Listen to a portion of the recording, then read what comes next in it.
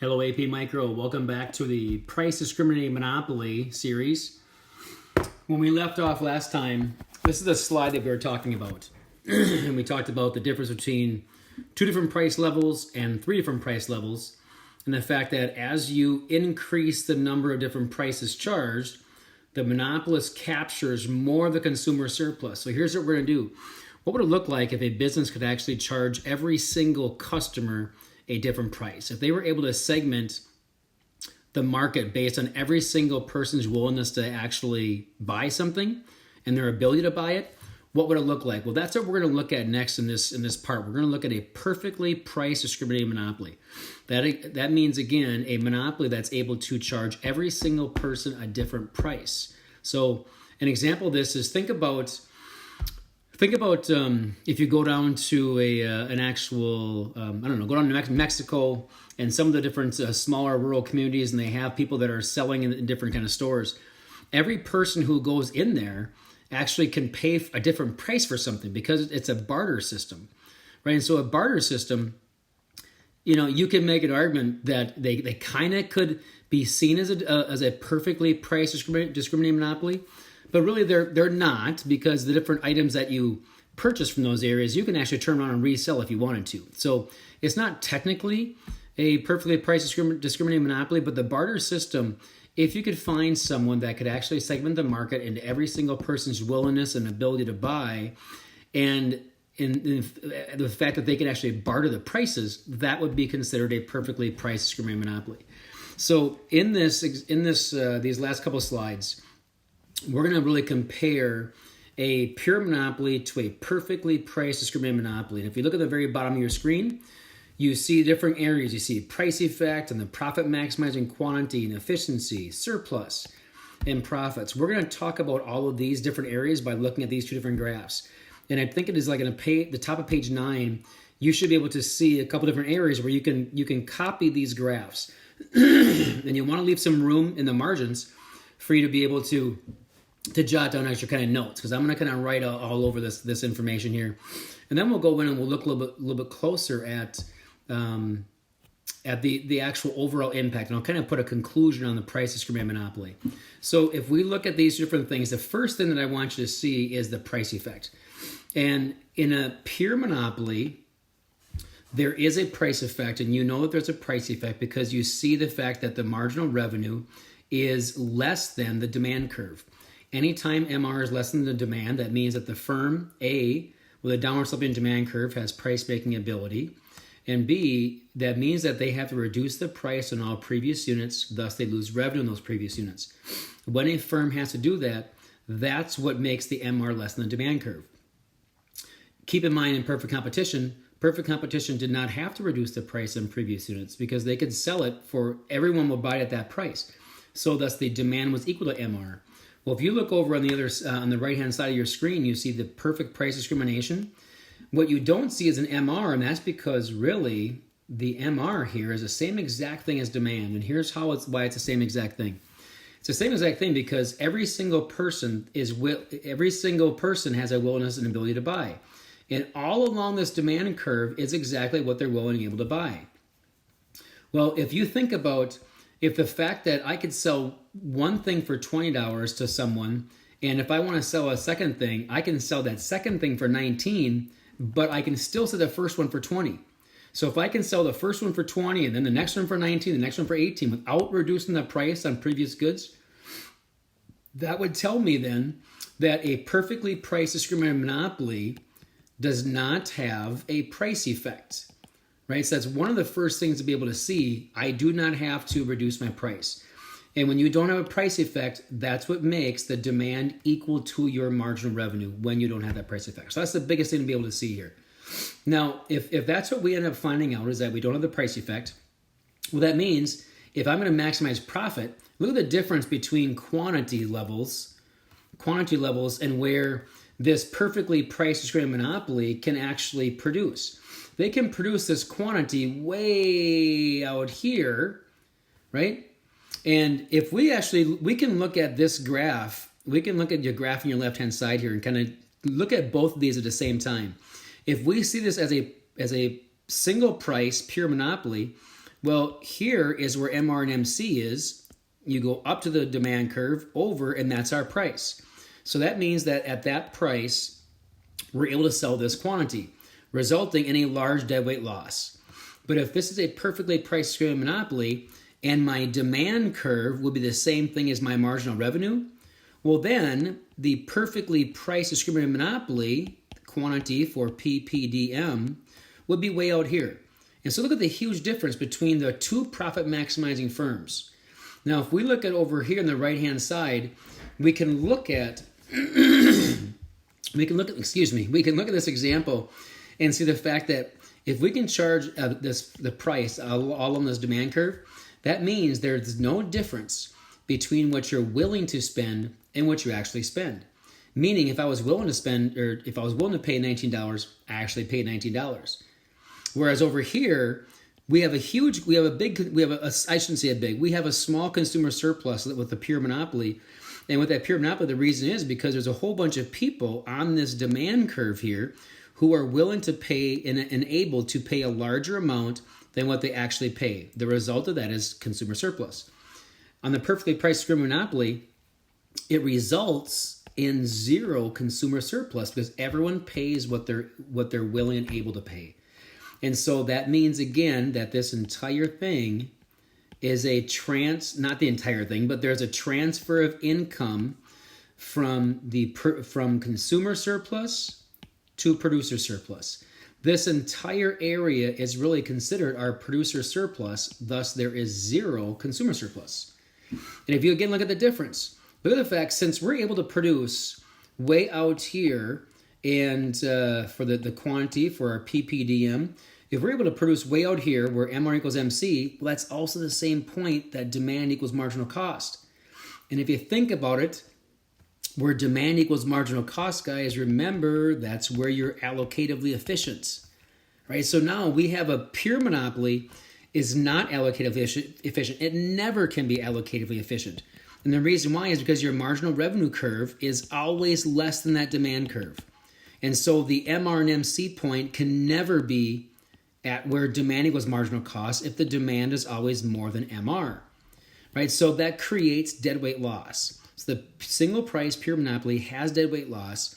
And because of the price effect, because they restrict quantity, a perfectly priced discriminating monopoly has zero deadweight loss. They have maximum surplus. And excuse me, if you look at their profits are the largest of any firm possible. Because, guys, the entire area of where their surplus is really becomes their profit. And we could look at that and say there are sometimes if we're able to see the ATC as being the same thing as our marginal cost, which if that's the case, if our ATC is the same thing as our marginal cost, that means that we have zero fixed cost, right? Because if your variable cost is the same thing as your total, that means you have zero fixed cost.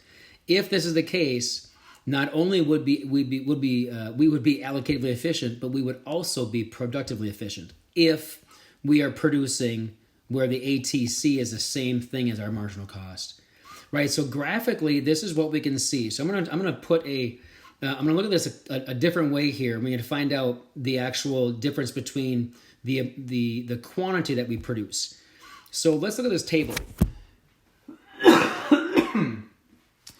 This table shows us different kind of pricing and pricing the demand schedule. So you can see some numbers that are in bold. If you can't see that, then you need to come a little bit closer. Figure out from this where a single price pure monopoly would produce, right? So the single price pure monopoly, here's MR, here's marginal cost. You go down until they're equal or until the marginal cost is more than it. So that would be the case of this goes over to 610. And so that means right here, this is what a pure monopoly produces. They produce 5 units at a price of $122. And then they have a total profit of $140, right? That's the profit line for a single price pure monopolist.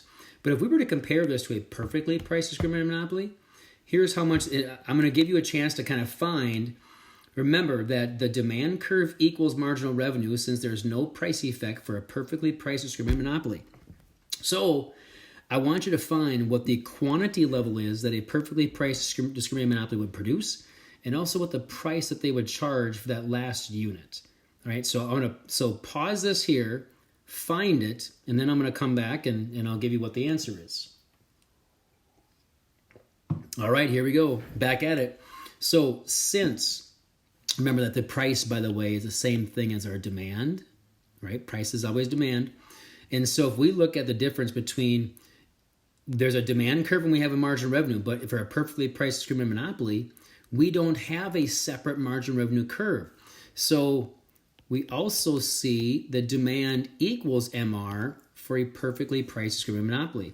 That means, guys, that this column right here is our MR curve, or our MR line. So now we go down here until you find the spot where MR is more than marginal cost, right? Which would be at a quantity of 7 PPDM, right? And so that's at the last price is at $122. But keep in mind, they can charge every single one of those because they don't have to reduce their price on previous units. And then if that's the case, folks, we can add these numbers then. We can, I guess I shouldn't say we should add these numbers. If we look at the difference between we have to find out the difference between our price and our actual, the actual ATC is, and add up all of those information to get our profit. So our profit is going to be even bigger than what a single price pure monopolist is. So we can look at some actual data here, and this just reinforces the fact right here that a pure monopoly is going to sell 5 units at a total revenue of $610. Right, so here's our $610, which is right here.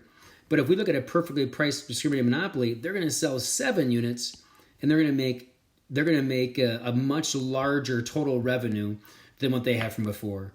And so this total revenue here is $714, but that is not quite as accurate. That's $714 is if you sell 7 units at $102. But remember, we could sell one at 162, another one at 152, another one at 142. If you add all of these up, they're going to equal $924. Guys, that's a huge difference. So not only does a perfectly priced discriminating monopoly have higher profits, but they also have higher total revenue. So if a firm can do it, it's fantastic.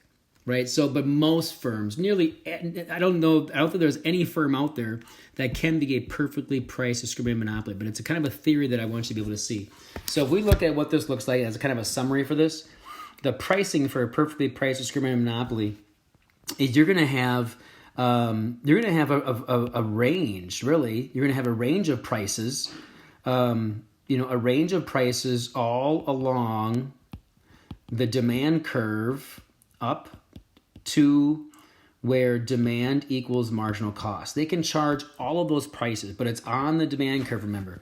Quantity, if you're a profit maximizing firm, you're going to, again, produce where MR equals MC, but we also know that demand equals MR, so thus we're going to produce where demand equals marginal cost. So both of these different things, this is where we maximize profit, but it happens to be the same thing as where that is as well. Profit is going to be the largest, and really the reason why it's the largest, folks, is if you remember that you really convert all the consumer surplus to producer surplus, which is really we can kind of see as profit. Efficiency, you're able to produce the allocative efficient quantity. If you produce the most that you're able to do, you can be allocatively efficient. And it's also possible to be productively efficient if you're producing, this is really if the marginal cost is the same thing as that ATC. If they equal, then you can be producing a productive efficient quantity. But more often than not, we would really just focus on the fact that you're allocatively efficient. And surplus, well, we have 0 deadweight loss. That means we have maximum surplus, right? And we also have 0 consumer surplus. All of this is due because there is no price effect. right? We're going to have that maximum surplus because we don't have any price effect. And the fact that we don't have any price effect, it means that we're able to charge we're able to make the highest quantity possible to reach our zero deadweight loss. So because we don't have that price effect, we can charge way out there. So folks, this has been Perfectly Price Discriminating Monopoly. I hope you've enjoyed it, and I hope it's been beneficial for you. If you have any questions, please reach out to me. Let me know. Let me know how I can help you. And I'm going to sign off for now. So until the next video, adios.